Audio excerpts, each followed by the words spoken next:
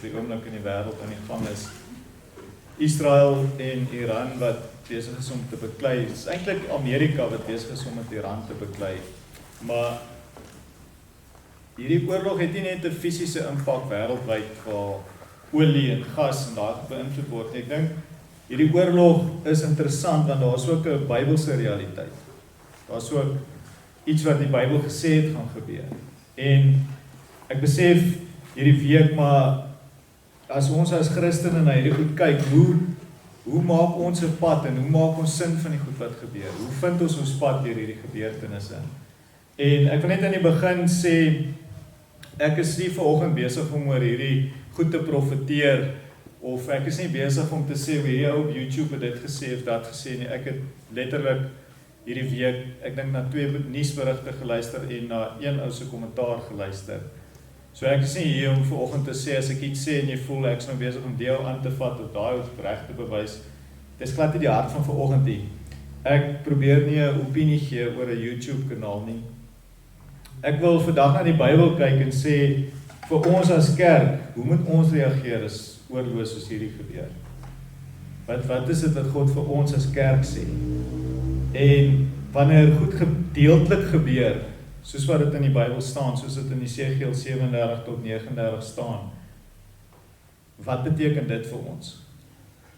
Want ek sien daar baie keer vinnig ouens wat spring en sê, hierdie is nou daai oorlog, hierdie is nou daai ding, hierdie is nou die profesie, en waar staan ons dan? So dat ek ook net aan die begin sê, iets belangriks oor ons Bybel, en ek dink spesifiek oor die Ou Testament.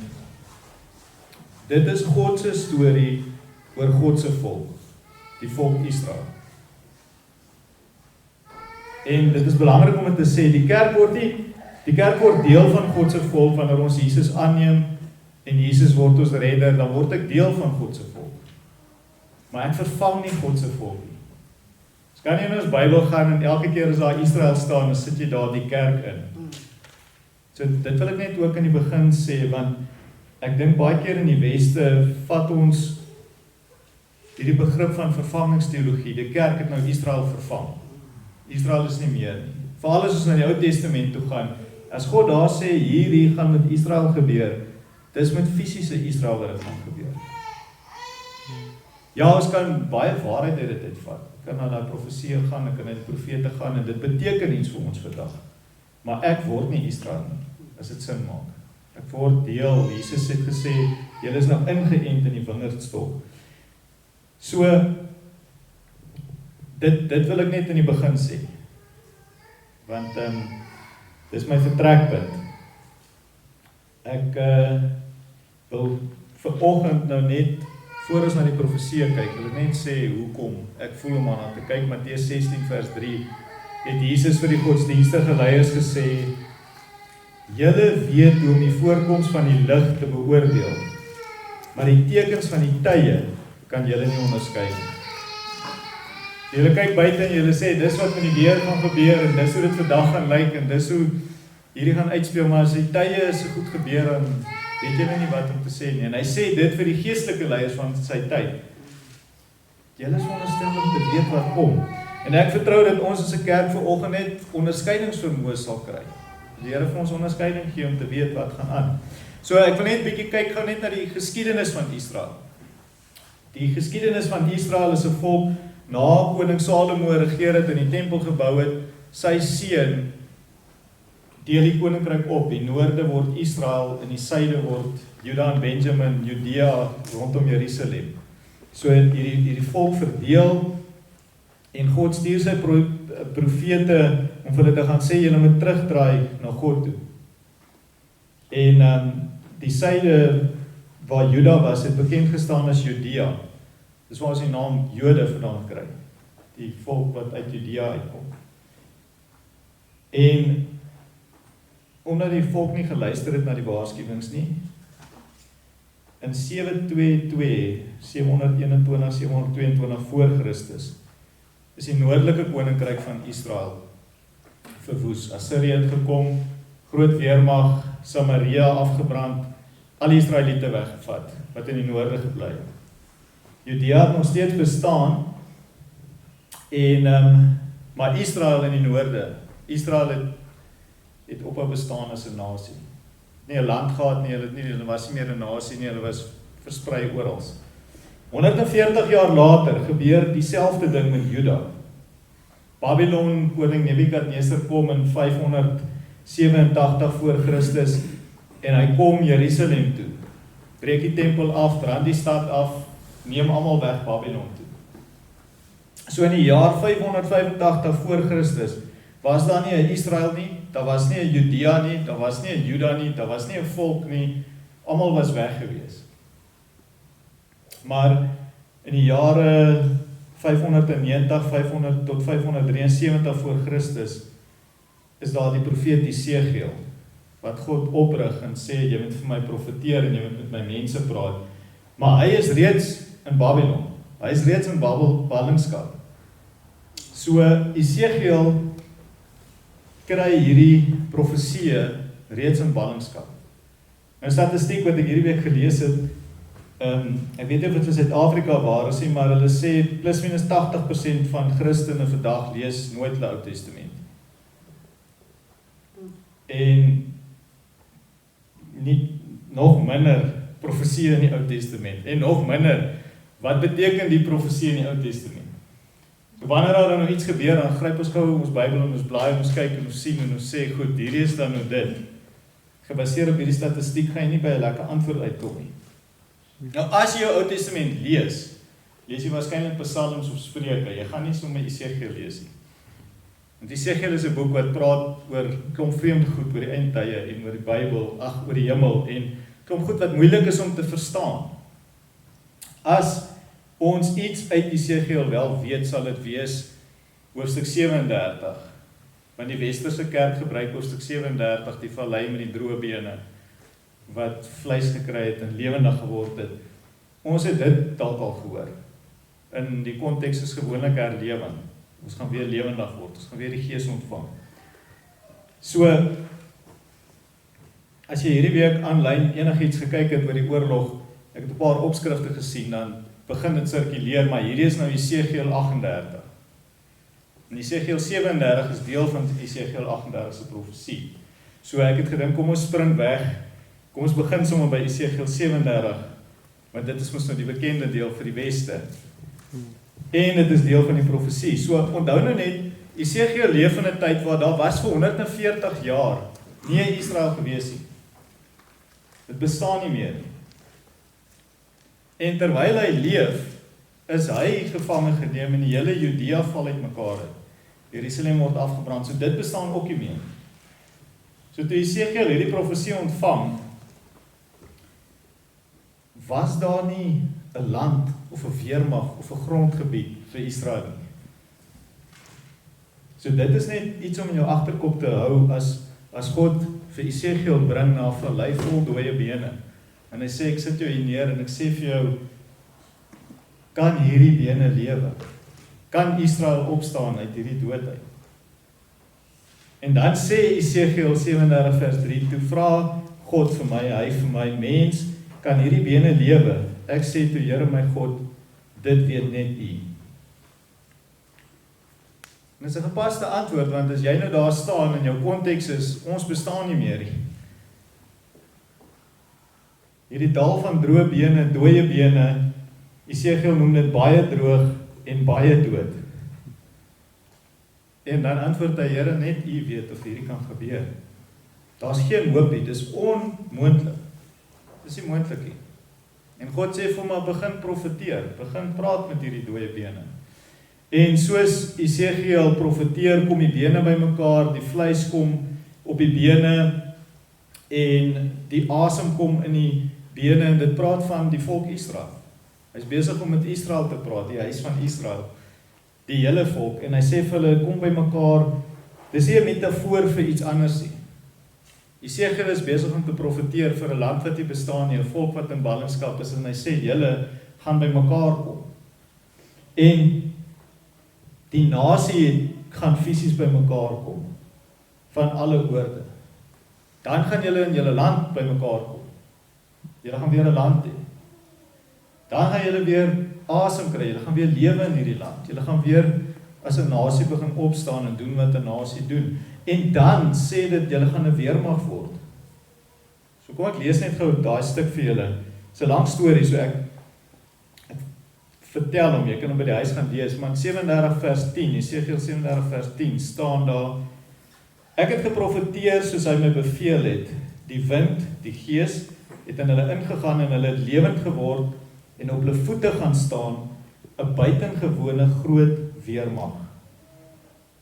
Hy sê toe vir my, mensekind, hierdie beendere is die hele huis van Israel. Kyk, hulle sê, ons beendere is verdroog, ons hoop is verlore, ons is afgesny. Daarom profeteer en sê vir hulle, so sê my Here die Heer, kyk, ek maak julle grafte oop en ek sal julle uit julle grafte laat opkom, my volk. Ek sal julle terugbring na die land van Israel. So die Jesegiel hierdie profesie ontvang, was dit nie eers naaste by moontlik wat hy nou profeteer. En selfs toe Kores, die koning van Persië, in 537 voor Christus sê, gaan terug, gaan herstel Jerusalem, gaan bou die tempel, koning Darius net na hom. Was dit nog steeds nie moontlik? Hulle was nog steeds nie weermag nie. Daar het bietjie van hulle teruggegaan, bietjie van die Jode teruggegaan, bietjie van Nehemia se manne, jy kan die lysie gaan lees, is 'n klein groepie wat teruggegaan het, saam met Nehemia, toe saam met Esra. En hulle het nou gaan herbou, maar hulle was nie 'n weermag en 'n volk, en hier is Israel weer terug nie. En as jy 500 jaar later kom in Jesus se tyd, is Israel nog steeds 'n land wat deur Rome bestuur word. Die Romeine was in beheer van Israel. Daar was nie 'n sterk Israel weermag hier. Die ouens het desperaat gewag vir hulle koning om te kom, vir hulle weermag om op te staan. Vir ons om net weer vryheid te hê. So, vir die eerste 500 jaar van hierdie profesie, is jy so half Jesegiel, waarvan het jy gepraat? Ek sien nie wat jy sien nie. Ek dink hierdie kan gebeur nie. Ek dink die huis van Israel is tot niet. En ek dink nog vir baie jare sou dit nie moontlik wees vir die profesie om te gebeur nie. Ons ken die geskiedenis. Maar en dan spesifiek net in Jesegiel 38 het hierdie oorlog het Persië ingesluit. Persië was nie nou 'n land Persië. So wat doen ons nou met Persië?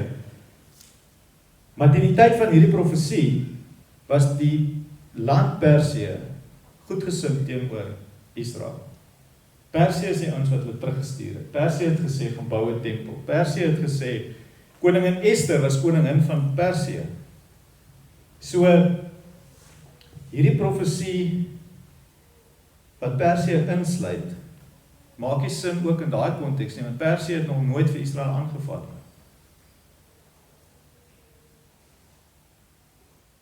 Die punt is dit, vir ongeveer 2500 jaar was hierdie profesie onmoontlik. Dit het vir die eerste keer moontlik geword in 1948 toe Israel hulle land teruggekry het. En as jy nou baie tegnies daar raak, eintlik eers in 1967 toe Jerusalem die hoofstad word van Israel. Kan jy sê, Here, ek het die tafel is nou gedek vir hierdie profesie om dit moontlik te kan gebeur. Israel is 'n nasie, hulle is terug in hulle land, Israel het 'n sterk weermag. Nou kan hierdie miskien begin uitspeel. Nou selfs die naam Israel is nie deur Israel self gekies nie. Die VN het in 1917 besluit, ons gaan daar vir julle land teruggee en dit sal Israel wees. Want wat sou Judea dit genoem het as hulle teruggegaan in Jerusalem toe? Die stam van Juda is die stam van Dawid. Hulle sou waarskynlik teruggegaan het na Juda. Maar God sê in die profesie, Israel gaan vir Israel terugbring. As sal 'n land Israel wees. En ek dink, as jy mooi na dit als kyk, is dit om te sien, om God se profesie te vervul, gebeur goed presies soos wat God gesê het, dit gaan gebeur. Dit is soos amper halfpad van die goed met onsself invul nie. God se profesie gebeur presies soos hy gesê het.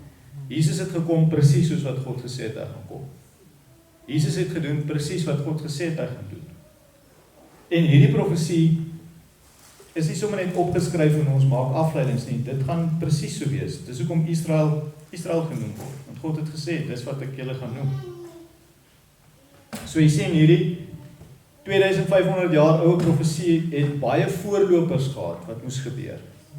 En baie keer sê mense maar wat van Wêreldoorlog 1, wat van Wêreldoorlog 2? Ek gaan nie eers vandag by Openbaring uitkom nie, want baie mense sê hoe kan die eindtye erger wees as toe?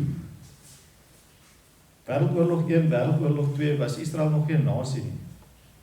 So daai tyd het nog nie ingeskop vir die goed om te gebeur nie. Alhoewel die Jode en baie mense gesterf het, was Israel nog geen nasie nie. En dis hoekom ek sê, goed moet nie min of meer lyk soos wat die Bybel sê nie, dit moet lyk soos wat God gesê het, dan weet jy nou is ek met hierdie besig. En net gou iets interessant oor die naam Persië. Daar is so 'n see vandag, die golf, die Persian Gulf, die Persiese golf, maar daar is nie so land nie. Iran het in 1935 het Persië sy naam verander na Iran. En dit is interessant want die naam van die mense van Iran is afgelei van Aris, Aryan in Engels. Die mense van Iran is nie Arabiere nie, hulle is Ariërs. En dit is interessant want rondom 1935 is daar 'n ander perd wat ook 'n naam geklaim het en Hitler het sy voortreffelike menslike ras die Ariërs genoem. Sê ek soek 'n superras, hulle gaan die Ariërs genoem word. Hy het gedink hulle kom uit Noorwe of dit was amper sy denke, maar die spelling is presies dieselfde. En hy het miljoene Jode vermoor. So dit is interessant net om te sien dat daai naam, Iran sê in 1935, nee, ons wil Iran genoem word. Ons is nie Persië nie. En net oor jy jou naam verander, beteken nou nie, jy het nou iets anders geword, jy is nog steeds wie jy is. Jou naam is nou dalk anders. Maar dit is interessant om te sien dat histories in die Bybelse tyd, was Persië nooit teen die Jode nie. Persië het nooit die Jode aangeval nie. Persië was nooit gekant teen die Jode nie. Maar iets het verander. En veral die laaste 10, 15, sê maar van 1979 af veral, het Persië, wat nou Iran is, al hoe meer antisemities begin word, al hoe meer teen die Jode gekant geword.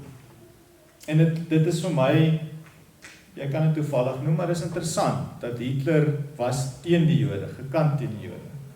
Hier kom 'n land met dieselfde naam as die volk wat hy wou skep, en hulle is gekant teen die Jode. Ek meen, hulle sê, Israel moet net verwoes word en van die wêreld se kaart afgevee word.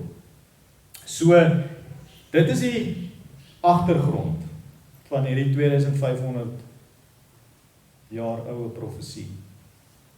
Dis nie die volledige agtergrond nie, maar dit gee daarom net vir ons 'n bietjie detail. Daar's 'n klomp voorlopers, daar's 'n klomp goed wat in plek moet wees, wat nie in plek was 100 jaar terug nie.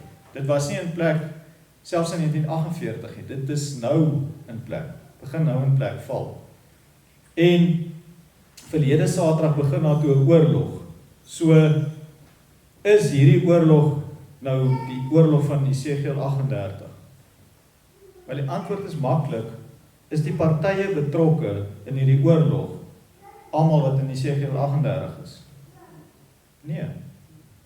So dit kan nie daai oorlog wees nie. Maar wat dit wel is, want in hierdie profesie in hoofstuk 38 val Rusland, hy is eintlik die hoofaanvaller, Turkye en Persië, Israel aan. So al drie hierdie nasies, as jy nou dink, Rusland, Turkye en Iran, het nou die vermoë om iemand aan te val. Hulle het 'n groot genoeg oorlog, weermag, hulle het 'n groot genoeg wapens om ver genoeg te skiet. So dit is 'n moontlikheid, maar hulle is nie besig om nou te beklei nie. Hulle beweeg nader, as jy dink BRICS, het Rusland, Iran, India, en hulle is so definitief is Rusland en Iran baie nader aan mekaar as wat hulle ooit was. Maar Rusland het nog nie aangeval nie. Daar is tans 'n oorlog, en ek weet enigiets kan gebeur, maar op die oomblik is dit Amerika wat Iran aangeval het. Ja, Israel help hulle, maar dit is maar primêr Amerika wat gesê het, ons gaan nou ingaan. En ek glo hierdie is versekerde geboortepyn. En dis iets wat interessant is, want vir die eerste keer in 2024 het Iran Israel direk aangeval met 300 missiele. Dis so vinnig, die skiet hulle 'n klomp missiele. Dit het nog nooit gebeur nie. Dis 'n geboortepyn. Te sê hierdie kan gebeur. Hierdie is besig. God vang nie sy kinders uit nie. God skryf hierdie profeseë sodat ek kan akkuraat wees soms en sê ek dink is nou dit gaan nou hierdie wees. Sien julle ek het julle gesê dit gaan nou gebeur. Maar in die laaste 3 jaar kon ek elke jaar begin het om te sê ek dink die tyd is reg vir hierdie profesie. En toe Donald Trump president word kon jy dit dalk weer sê, maar dis nie wat God wil doen nie. God wil nie hê ons moet kan sê wat gaan gebeur nie. God wil sê wanneer hierdie goed gebeur, dan moet jy weet ek het gesê dit gaan gebeur. Jy moet nie ontsteld wees of deur mekaar wees nie. En ek dink net so sommige dinge wat deur Jesegiel beskryf is 2500 jaar terug, het dit geen sin gemaak nie. Daar's goeters, net 1 of 2 van hulle wil ek vir julle noem, hulle gaan vir 7 maande na die oorlog opruim. Hulle het nie in daai tyd so oorlog gemaak nie.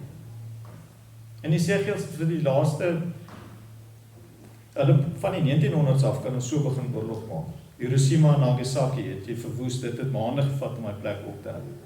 So, van hierdie goeders, Jesegiel 39 vers 12, die huis van Israel sal Gog hulle begrawe om die land te reinig, dit sal 7 maande lang duur.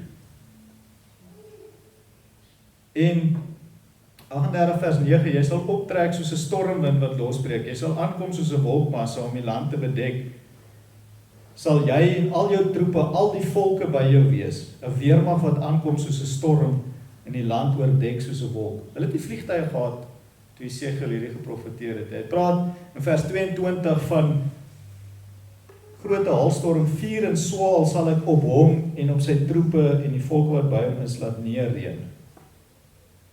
Ek kan nie dink dat Jesegiel se mense verstaan het wat hoe lyk sulke wapens. Ons verstaan dit lyk. Ons weet daar sulke goeders. So jy kan sien dat hulle het nie die wapens gehad nie, hulle het nie die tyd gehad nie, die geboortepyne is daar net om die liggaam gereed te kry, om te sê hier kom 'n geboorte. En ek dink as ons iets weet vir al die dames, sodra die geboortepyne begin, dan is daar nie omdraai nie. Dan kom die baba. En God sê hierdie goed sodat sy kerk kan weet, as hierdie goed begin gebeur, wees reg, want my seun kom. Hy kom terug. En as die geboortepyne gebeur het, is die geboorte baie nader as 5 jaar terug, as 10 jaar terug. En ek dink, as ons vanoggend net hier kan wegstap en besef, baie keer lyk 'n profesie vir jou soos iets wat onmoontlik is, maar baie keer is die goed in plek vir daai profesie om net so te gebeur. Dis nie om ons bang te maak nie, dis eintlik om ons daai vrede te gee, dat ons God weet waarmee hy besig is. Ons God het die hele storie geskryf, van die begin tot aan die einde. En ek nou vir julle 'n bietjie agtergrond oor Jesegiel gegee, maar wat van die kerk? Wat met die kerk doen? Ek so bly julle vra so, ek gaan vir julle sê. In Lukas 21 vers 29 tot 31 het Jesus gesê, kyk na die vyeboom en al die ander bome. Wanneer hulle reeds bot, merk julle dit self op en weet dat die somer naby is. So moet julle ook wanneer julle hierdie dinge sien gebeur, wat jy weet dat die koninkryk van God naby is. Die vyeboom is altyd 'n metafoor vir Israel. Wanneer die vyeboom begin bot, moet julle weet, hierdie goed is naby, dit is naby. In Matteus 24 vers 4 sê Jesus, pas op, dat niemand julle mislei nie, want baie mense sal in my naam na vore tree en sê, ek is die Christus. En hulle sal baie mense mislei. Julle sal hoor van oorloë en gerugte van oorloë. Pas op, moenie verskrik raak nie, want dit moet alles gebeur. Maar dit is nog nie die einde nie, want hierdie dinge moet gebeur, maar is nog nie die einde nie. Al hierdie dinge is die begin van geboortepyne. Jesus is gereed om terug te kom. Die verskil tussen toe Jesus hierdie woorde gespreek het, en vandag is die volgende, Israel is 'n nasie met 'n baie sterk weermag. Jesus hierdie gespreek het, was hulle nie. En 70 jaar later het Rome hulle totaal verwoes en weer weggejaag. Sê, mag niemand van julle bly nie.